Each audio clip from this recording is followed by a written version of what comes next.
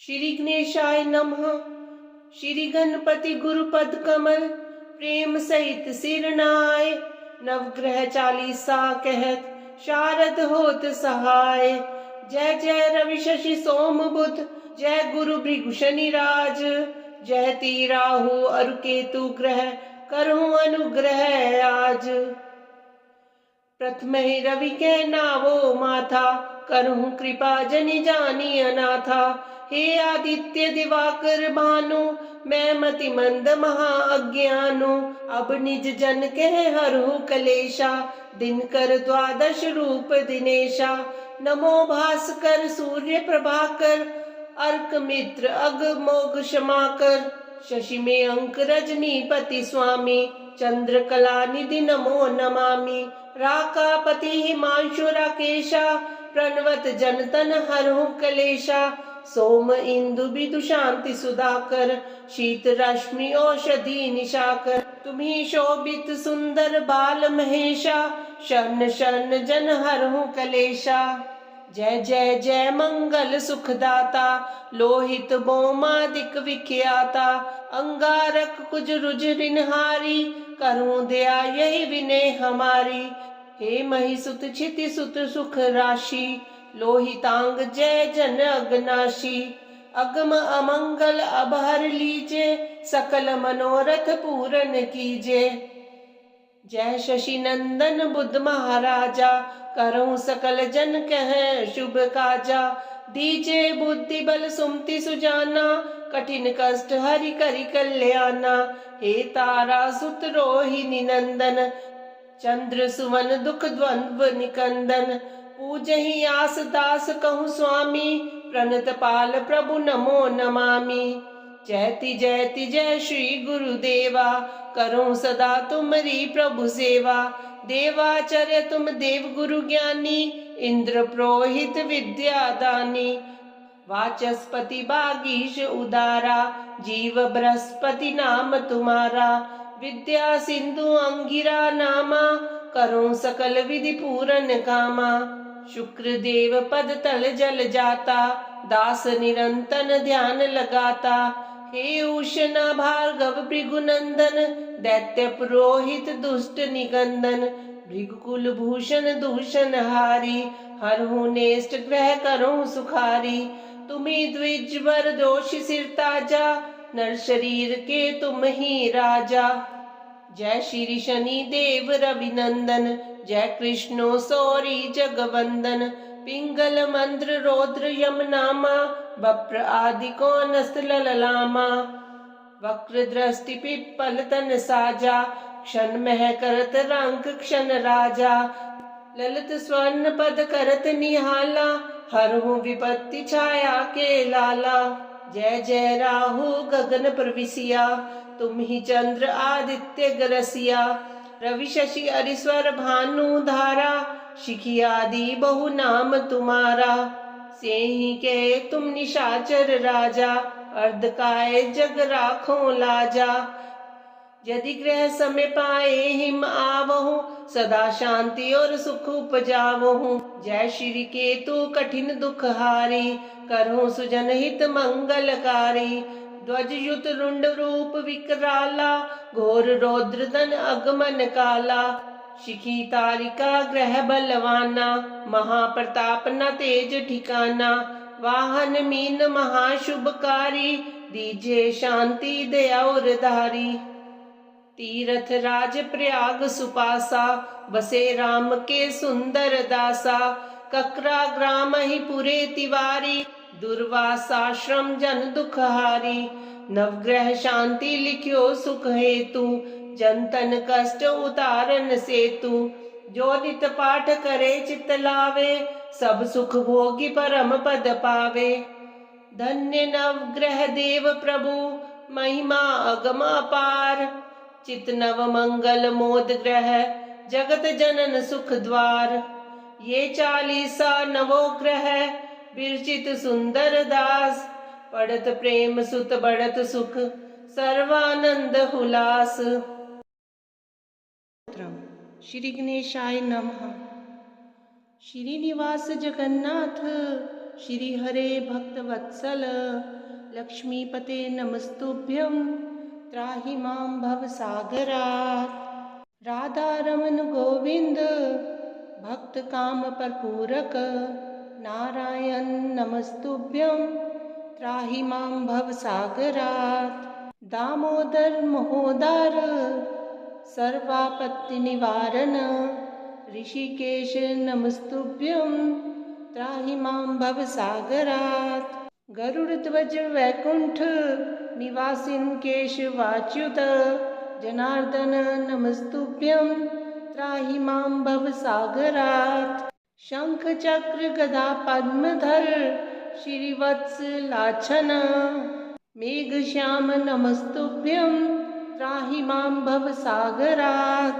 त्वं माता त्वं पिता बन्धु सद्गुरुस्त्वं दयानिधि त्वत्तोऽन्यो न परो देव त्राहि मां भवसागरात्। न जाने दान धर्मादि योगं यागं तपोजपं त्वं केवलं कुरु दयां त्राहि मां भवसागरात्।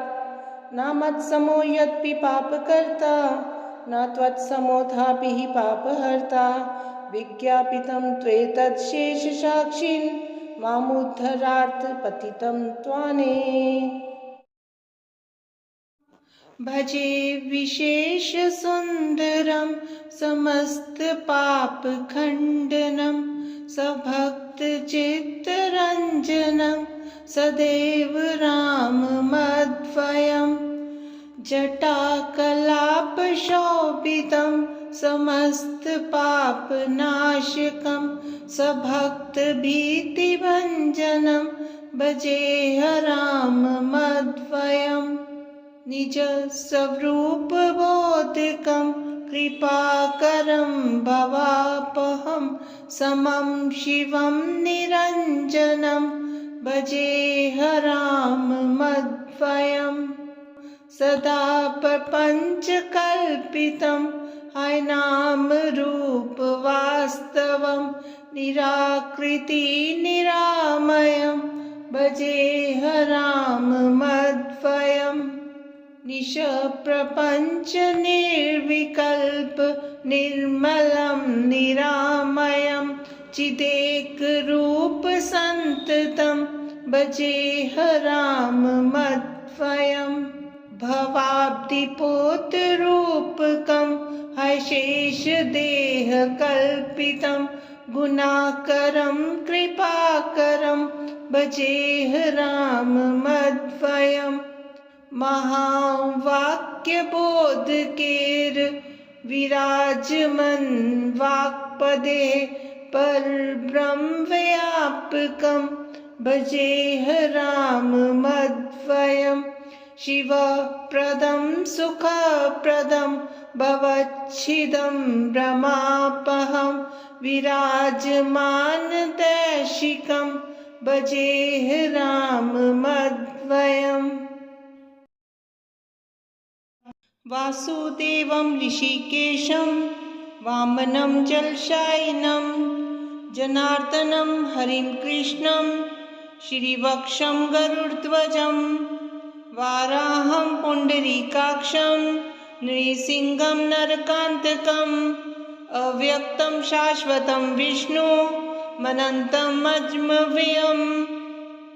नारायणं गदाध्यक्षं गोविन्दं कीर्तिभाजनं गोवर्धनोद्धरं देवं भूधरं भुवनेश्वरं वेतारं यज्ञपुरुषं यज्ञेशं यज्ञवाहकं चक्रपाणिं गदापाणिं शङ्खपाणिं नरोत्तमं वैकुण्ठं दुष्टदमनं भूगर्भपीतवाससं त्रिविक्रमं त्रिकालज्ञं त्रिमूर्तिनन्दिकेश्वरम्। रामं रामं हयग्रीवं भीमं रौद्रं भवोद्भवं श्रीपतिं श्रीधरं श्रीशं मङ्गलं मङ्गलायुधम्।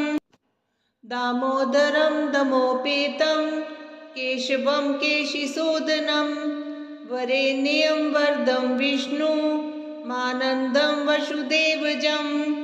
हिरण्यारेतसंदीप्तं पुराणं पुरुषोत्तमं सकलं निष्कलं शुद्धं निर्गुणं गुणशाश्वतं हिरण्यतनुसङ्काशं सूर्ययुतसंप्रभं मेघश्यामं चतुर्बाहुं कुशलं कमलेक्षणं ज्योतिरूपं रूपं च स्वरूपं रूपसंस्थितं सर्वज्ञं सर्वरूपस्थं सर्वेशं सर्वतोमुखं ज्ञानं कूटस्थं चलं ज्ञानदं परमं प्रभुं योगीशं योगनिष्णान्तं योगिनं योगरूपिणम् ईश्वरं सर्वभूतानां वन्दे भूतमयं प्रभुम् इति नाम शतं दिव्यं वैष्णवं खलु पापहम् व्यासेन कथितं पूर्व सर्वपापप्रणाशनं यः पठेत प्रातरुत्थाय स भवेद् वैष्णवो नरः सर्वपापविशुद्धात्मा विष्णुसायुज्यमाप्नुयात् चन्द्रायन सहस्राणि कन्यादानशतानि च ग्वामलक्षसहस्राणि मुक्तिभागी भवे नरः अश्वमेधासुतं पुण्यं फलं प्राप्नोति मानवः अधीरं मधुरं वदनं मधुरं नयनं मधुरं हसितं मधुरं हृदयं मधुरं गमनं मधुरं मधुराधिपतेरखिलं मधुरं वचनं मधुरं चरितं मधुरं वसनं मधुरं वलितं मधुरं चलितं मधुरं भ्रमितं मधुरं मधुराधिपतेरखिलं मधुरं वेणुर्मधुरो रेणुर्मधुरा पाणिर्मधुरा पादो मधुरा नृत्यं मधुरं सख्यं मधुरं मधुराधिपतेरखिलं मधुरं गीतं मधुरं पीतं मधुरं भुक्तं मधुरं सुप्तं मधुरं रूपं मधुरं तिलकं मधुरं मधुराधिपतेरखिलं मधुरं कर्णं मधुरं तर्णं मधुरं हर्णं मधुरं रमणं मधुरं वमितं मधुरं शमितं मधुरं मधुराधिपतेरखिलं मधुरं गुञ्जा मधुरा माला मधुरा यमुना मधुरा वीची मधुरा सलिलं मधुरं कमलं मधुरं मधुराधिपतेरखिलं मधुरं गोपी मधुरा लीला मधुरा युक्तं मधुरं मुक्तं मधुरं दृष्टं मधुरं शिष्टं मधुरं मधुराधिपतेरखिलं मधुरं गोपा